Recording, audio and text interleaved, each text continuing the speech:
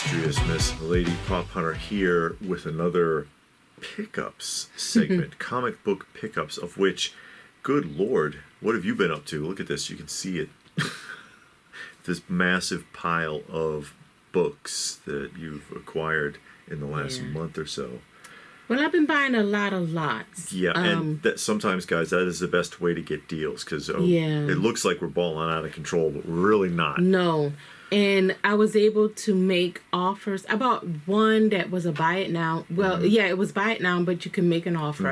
And I lowballed it because I thought the guy would have countered, and we would have got in the middle, but he didn't counter.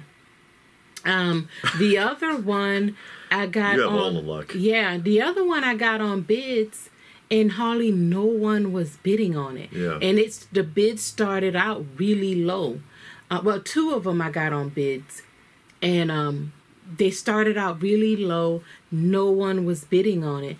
And now with the comic book market the way it is, and the recession and all of that. Yeah, we're in the down. Guys, it's like a roller coaster, and I've described that before. Or, the stock market. Things go up and down, up and down. And right now, it's going down. It's on a down, and it'll come back up eventually. But yeah, so now is the time to buy, and then also with lots, because I'm trying to fill out certain runs. Lots are a good way to go. Now, if you have a run and it's nearly complete, then a lot might not work out for you. But if you want to start a run, or you have started and you still got a lot of books to go, a lot might be the best bet. And for me, the lots work out because I'm just starting a couple of runs. And one of them, I got, I think, 31 books. And like I said, I sent the guy a really lowball offer thinking he would counter. And they didn't. Guess you just wanted to be done with it. Yeah, get rid of them. And I understand that. Yeah. I'm just looking at this detective. It says a triple treat thriller guaranteed to leave you limp with excitement. Okay, DC. Anyway, you want to go ahead? Okay. Yeah, I went first last time. Okay. So, the first lot that I got in is Sinister House. I like when they use the oversized bag and boards. Yeah. Actually. And Sinister House only has 18 books in the series, and I have 8. So I need 10 more. And you're about to see one of the most unique horror covers ever. This one is really cool. Yeah. It's and it says the Haunted House Mobile. Yeah. So you see the car pulling the house, and the house is on wheels. And you have the skeleton up top. And somehow he's controlling it with reins like it's a horse. That is nuts. That's just hilarious. And one thing about lots also, if you want to say is a negative, sometimes you will get books that you already have. That one is classic, I think. Yeah. That cover, yeah. Because in this one, it is a couple of books in here I already have. But the lot was so cheap. Yeah, you could just resell the duplicates. Yeah, you put your duplicates together, or you can read the one that's not that in that greater shape. You put the one that's in better shape to the side, and you read the other and then sell it.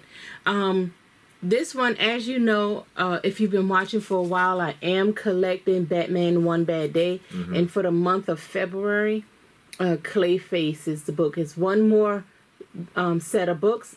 Well, one more book is Ra's al Ghul. It's for the month of March. That's Jim Lee. Yeah, the month of March will show us Ra's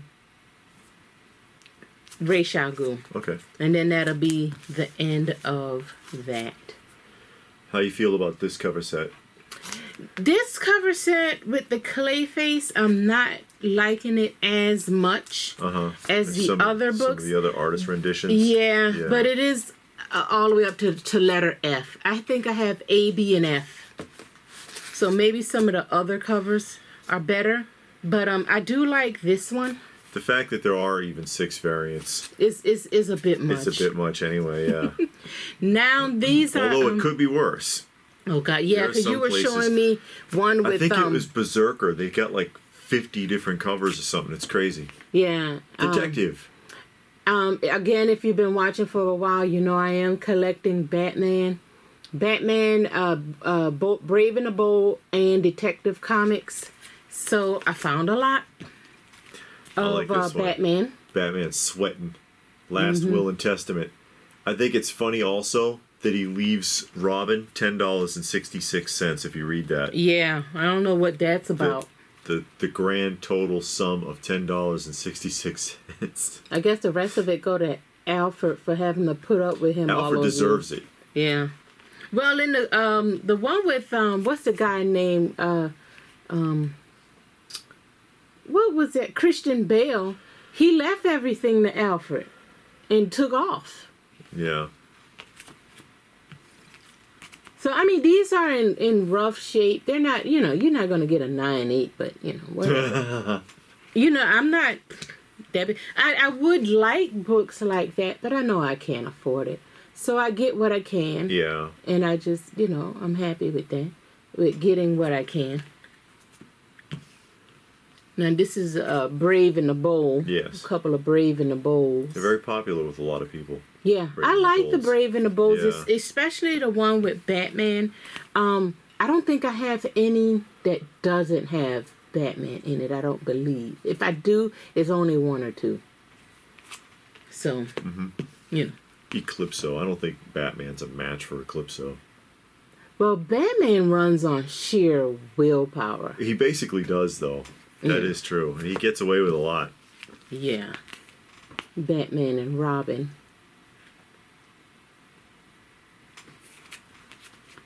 Well, you get a lot of them. I know. That's a straight Batman. Yeah. Straight out Batman. Oh, big key. Yeah, this is a big book coming up. Yeah. First appearance of the living mummy. And then this one, hold on 1 second. Is this a cover? I think it's me and you on the cover. Yeah, David dragging me somewhere. Yeah. That I don't want to go. Let's go to the show. Come on, LPH. Be like, I don't want to go to the show Yeah. this weekend. Okay, set those aside.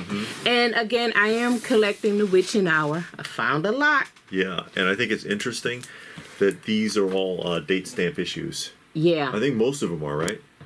Yeah, nearly if all not of them. all of So them, they probably came from the same person. Which a lot of collectors like that, actually. Yeah, and out of these 31 books, I had 3 of them. Oh, that's great. Yeah, actually. so that worked out really good in my favor. So I like the driving skeletons. yeah, and in the Witching Hour, oh hold on, this one got misplaced, but I got this one too. It's What is it? Supernatural Thrillers, The Headless Horseman. Oh, what is that? Like number 6 or something? No, yeah, number 6. So that goes with. The one thing I like with the Witching Hour, most of the time, if you look, the witch or the skeleton is hidden somewhere on the cover. On most covers, not all, but most of the covers, they're lurking somewhere. So I collect the Witching Hour. The Witching Hour has, I want to say, 43 books. So I'm getting close to the end. Oh. Yeah, so that's always good. That's always good, yeah. Real good when you get close to the end. Then you can scratch it off of your list of things. Well, that guy's about to mug the wrong person. Yeah, I really like. That's a good I really like this cover right here. The next one's pretty cool too. Yeah, this is a lot of cool covers on these, actually. Yeah. And these are in fairly decent shape, most of them too. Yeah, and it was advertised that they were in fairly good shape, but the guy wasn't getting any bites. Bronze and early copper in even like an 8 and up is tough. It's getting tough, guys. Yeah. So, yeah, this is what I've been doing. You know, and things come up because I always say, oh yeah, I'm backing off, and then you'll get an offer or eBay sends you because you looked at this. How about that? Well, when eBay sends those to me, it's something that doesn't make any damn sense. But when they send it to me, it's always something actually based on what I was watching. Yeah. Because you looked at this. I think they bear a grudge against me. Look at that.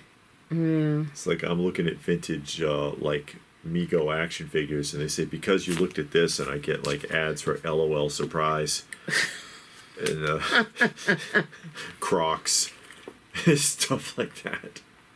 Yeah. These beehives are cool. The bees carrying the guy. Yeah. We're gonna have him a little snack. Still got quite a ways to go, guys. I see. I know. Yeah. But yeah, the witching hour. Love the witching hour. So, you know, they're always good. And then, you know, they're a good option if you like pre-code horror, but then you can't afford pre-code horror. Yeah. DC had a lot of horror. Marvel did too, but not as many, seem like, as DC. Yeah. So this kind of satisfied that desire for some pre-code horror.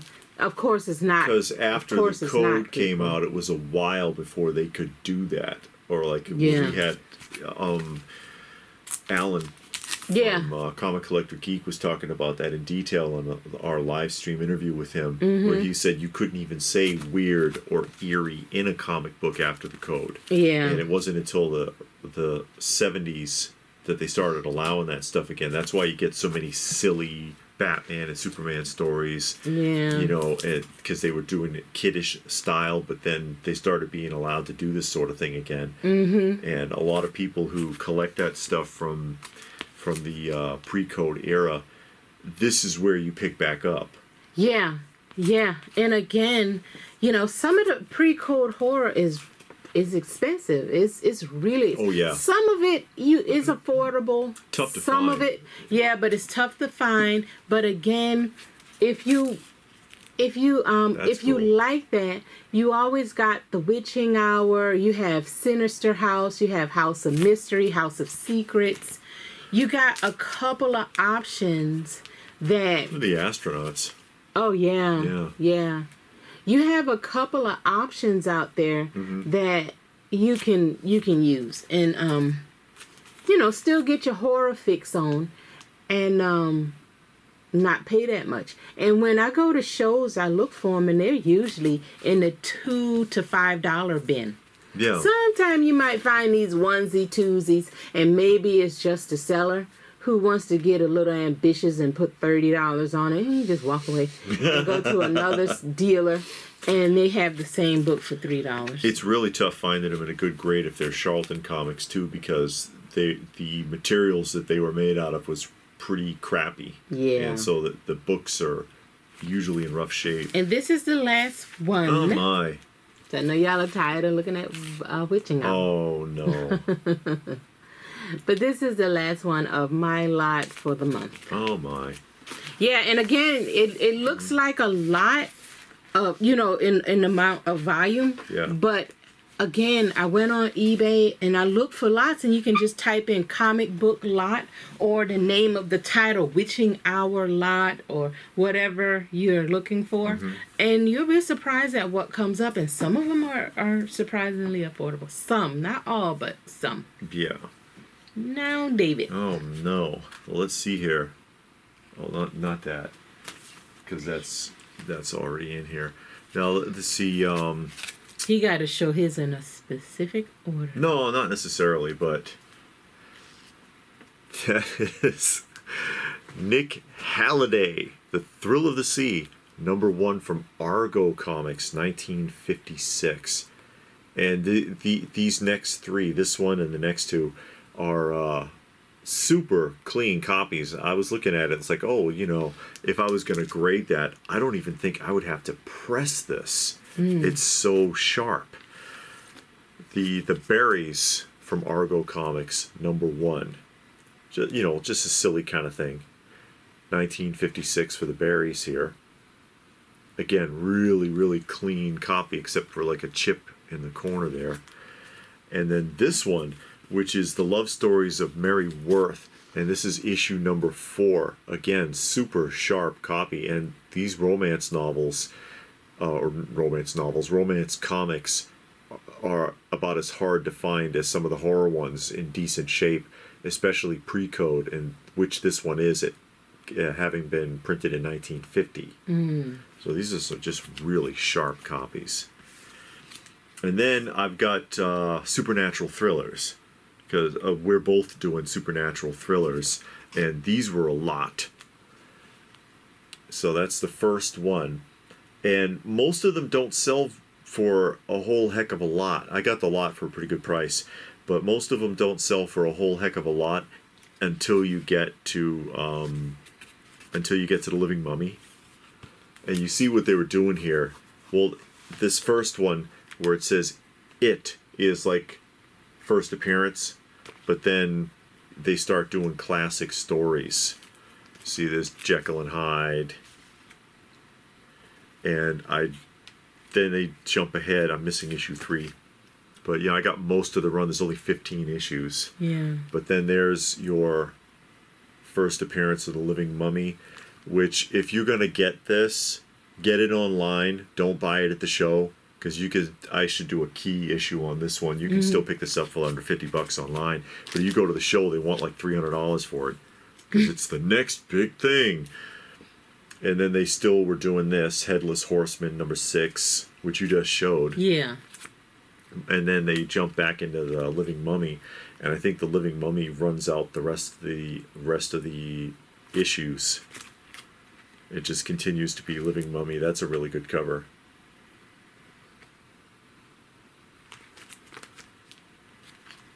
As we run through these supernatural thrillers. Mm-hmm.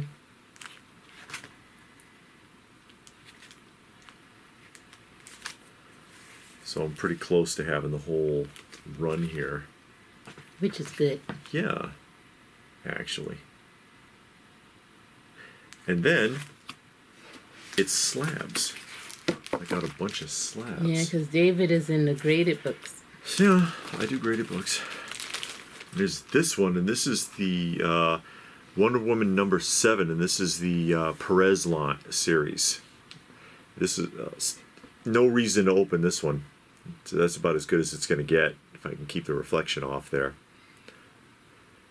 1987, and it's the first appearance of the new Cheetah. And there's an ad there on the back.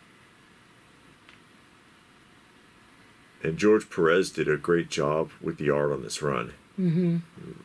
Really did. Did he do all the art on the I don't run? know if he did the whole run, but I know that he did a lot of the issues. And this one, we just talked about this character in underrated key lineup. Let me get this bag off. It's taped shut. And that, of course, is the first appearance of Bill Foster in Avengers number 32. And Bill Foster becomes Black Goliath. Like 9 years later, something like that. I think 1975 in Luke Cage, like what, number 24?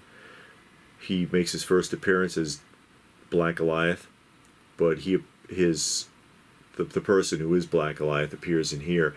And this one is a 6.5, but it has potential. It can be cleaned up and pressed, I think, looking at it. So I'm considering breaking this one out. Okay. Still an inexpensive key, which I talked about in that particular video, that it's still a low key, that if you wanted to pick it up, you could get it for a decent price. Because I don't think there's like huge spec on it, fortunately. I try not to do spec too much. I don't like talking about that. This is a classic. There's Iron Man 128, the alcoholic Tony Stark. Drunk Tony Stark with his Canadian whiskey. Looking really bad. Yeah, look at the 5 o'clock shadow. Yeah. That's at 10 o'clock right there. That's a 48-hour shadow. Mm-hmm. But and this is the last issue in the alcohol run, I think. There's some Lego sets on the back. That's nice. And this is another one looking at it, because it doesn't appear to have any spine ticks, but I can see indentations and stuff on the cover. I bet I could get a higher grade out of that if I opened it and pressed it. But it's just classic Iron Man there. And I like how they stay true to the character in the movies too, because he started having a drinking problem for a while. Oh, did he? If you remember, he started having a drinking problem or a heartbeat there, which they showed pretty much in the second Iron Man. Here's another one that is a nice key to have. That's Strange Tales 180. First appearance of Gamora. You don't see her on the cover, but there's Adam Warlock, and I forget that other guy's name. And this is an 8, and this is another one that could stand to be cleaned and pressed, actually. Looks like it was submitted without cleaning it up. Which I like the challenge of that. To rescue it out of the slab and clean it up and send it in and see an increase. And you can sell some things to your friends and neighbors and win prizes. I love these old ads, though. They're hilarious. And then one final one. A quadruple key. Ooh. Oh, yes. And another underrated book. And I can't... hopefully this won't reflect too bad, because it's actually shrink-wrapped. They shrink-wrapped it. And that is Showcase number 55. Showcase number 55. Origin of Dr. Fate, origin of Our Man, first Silver Age appearance of the original Green Lantern, and first Silver Age appearance of Solomon Grundy. A lot going on there. Yeah. For a book that, although it's not cheap, it's not nearly as expensive as you would expect it to be. Honestly, if you look it up. And then again, looking at the grade and then looking at the condition, I can see where this can be improved. And so I'm probably going to break this one out and clean and press it also. Which I do myself. Yeah. Well, you saw that recent CGC unboxing I did. I worked on every book that was in that shipment. And that's all I've done this month. Which I'm really excited about this one. I'm starting to pick up a bunch of Silver Age keys. I got that Catwoman, Lois Lane number 70 that I just finished cleaning and pressing. And I got that in that CGC unboxing lot. I got back the, what was it, Detective 359, first appearance of Batgirl. Yeah. And, well, that's it. That's enough. Yeah, that's plenty. That's more than enough. That's more than I intended to spend this month. But hey, hey guys, what do you think? Did we find some good choices? Let us know what your thoughts are in the comment section down below. Did you find anything really exciting this month? Yeah, tell us about your pickups. Tell us what you found. Please do give the video a thumbs up. Easiest way to show your appreciation, and we appreciate it even if YouTube doesn't. And if that's it, then what more can we say? But thanks for watching, and we will see you again soon.